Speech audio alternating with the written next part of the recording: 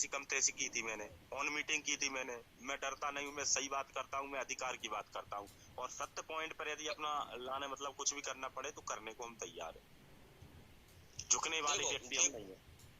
नवल जी, हमारा तो बस एक ही कहना है, देखो संवैधानिक तौर पे तो देखो NIOS वाले बाहर हैं,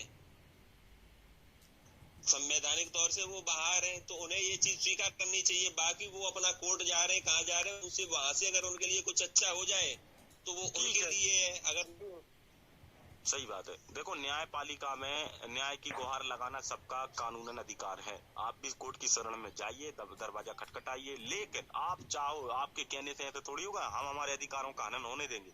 हम भी कोर्ट की शरण में जा रहे हैं, हम भी कोर्ट से मदद मांग रहे हैं और कोर्ट हमारे साथ है। तो आप कोर्ट से दुश्मनी रखिए। हमारे बीच में उपस्थित शेख सलीम जी आ चुके हैं। शेख सलीम जी, मैं आपसे अनुरोध करूंगा कि कल जो बिहार टीम में हमारी बात हुई बिहार के साथियों से, आशुतोष जी से, उस विषय में आप इन लोगों को अवगत कराएं कि क्या जानकारी हमें मिली है। आदरणीय शेख सलीम साहब। जी सर, नमस्कार। आपका बहुत बहुत धन्यवाद समय देने के लिए। मैं बस ये कहना चाहूंगा कि सबसे पहले तो वो ज्ञापन के लिए जो मैं बताया था, आज ज्ञापन दे दिया गया है। हमारे यहाँ जो कैबिनेट मिनिस्टर हैं संपत्ति उइके मैडम जी, उसकी मैं भेज रहा हूँ, तो अभी मेरे पास आई PDF। और जो बात हुई अपनी वो रहे हैं ना आप? जी जी बिल्कुल। हेलो, मैं कह रहा था जो आप पूछ रहे हैं वो NIOS से रिलेटेड पूछ रहे हैं।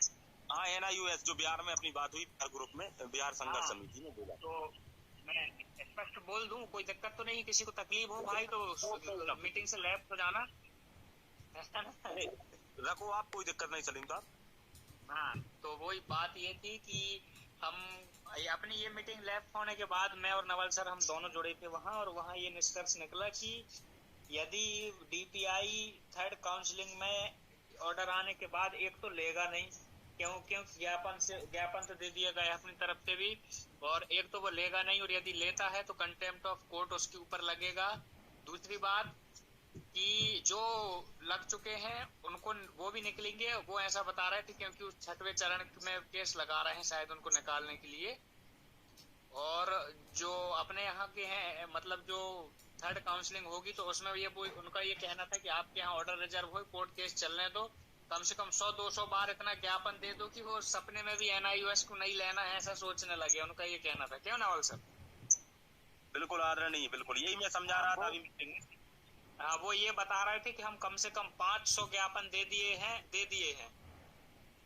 तो वही मतलब अपन को भी बोला गया है कि कोर्ट ऑर्डर रिजर्व होने के बाद कम से कम 100-150 एक दिन में 2-2, 3-3 अलग अलग लोगों से ज्ञापन दिया जाए, तो डायरेक्टली इनडायरेक्टली जो कम नंबर वाले हैं, जो बेचारे ज्यादा मेहनत किए हैं, उनको फायदा होगा। जिनके ज्यादा नंबर हैं, थोड़ी बहुत नंबर से पीछे हैं, वो तो ना पैसे दिए हैं ना कुछ सहयोग किए हैं, मेहनत वही किए हैं जो बेचारे बाउंड्री से हैं, बहुत दूर हैं, 90, 85, 80, 95 वाले, और उसी उनका फायदा NIOS से ही होगा। इतना मैं बस कहना चाहूंगा, और नवल सर बात को आगे बढ़ाएं अपनी। तो प्यारे साथियों, मैंने आपको यथावत वो बात आदरणीय शेख सलीम जी महोदय द्वारा क्लियर जो बात थी वो रख दी है। उन्होंने चर्चा में आपसे ऑलरेडी कर चुका हूँ कि मेरी चर्चा जो है बिहार साथियों से हुई है, और उन्होंने पर्सनली मुझे बताया, और कॉल पे भी मेरी बात हुई थी। सलीम साहब और हम जुड़े थे जनरली जब उनकी मीटिंग चल रही थी, तो उन्होंने कहा कि नवल भाई, यदि आपके मध्य प्रदेश के अभ्यर्थी जो फ्रेश DLED वाले हैं, यदि वो ये कदम उठाएं तो निश्चित रूप से NIOS को होल्ड कर दिया जाएगा, तृतीय काउंसिल में उनको सम्मिलित नहीं किया जाएगा।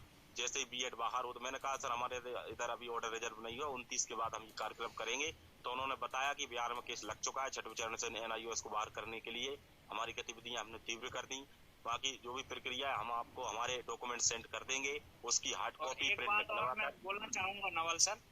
जी सलीम साहब, 1 मिनट का समय मुझे यदि मिले तो मैं एक बात और रखना चाहूंगा। आपको पूरा 5 मिनट का समय दिया जाएगा। क्योंकि उनका कहना यह था कि सुप्रीम कोर्ट ने उनकी डिग्री को ही इनवैलिड कर दिया है। डिग्री इनवैलिड है मतलब अनट्रेंड, और अनट्रेंड को आप कैसे रख सकते हैं? बस बात एक ही वाक्य है मेरा तो सीधा सा, डिग्री इनवैलिड है मतलब वो फ्रेश कैंडिडेट हम 12वीं पास हैं बिना D.Ed वाले या बिना B.Ed वाले।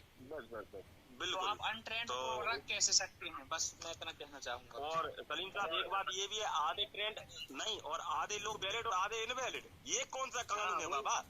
बिल्कुल सर, बिल्कुल बिल्कुल। तो साथियों, आपने पूरी कहानी सुन ली है।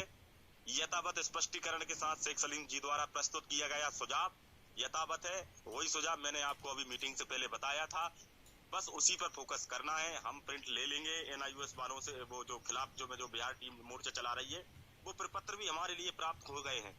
लेकिन शर्त यही है कि 29 तक हमें वेट करना है और 29 को जैसे ही हमारा ये मसला सॉल्व होता है, हम NIOS के पीछे पड़ जाएंगे। और क्या, बल्लम लेके पीछे पड़ेंगे NIOS के पीछे। कुछ भी हो जाए लेकिन पीछे नहीं हटेंगे और इसको खदेड़कर वर्ग 3 से बाहर फेंक निकालेंगे। इसके लिए आप सबको मिलकर साथ देना पड़ेगा। हमारे कम नंबर वाले साथी जो चिंतित हैं, जो प्रतिदिन इस बात में मतलब मन उनका उलझा हुआ है कि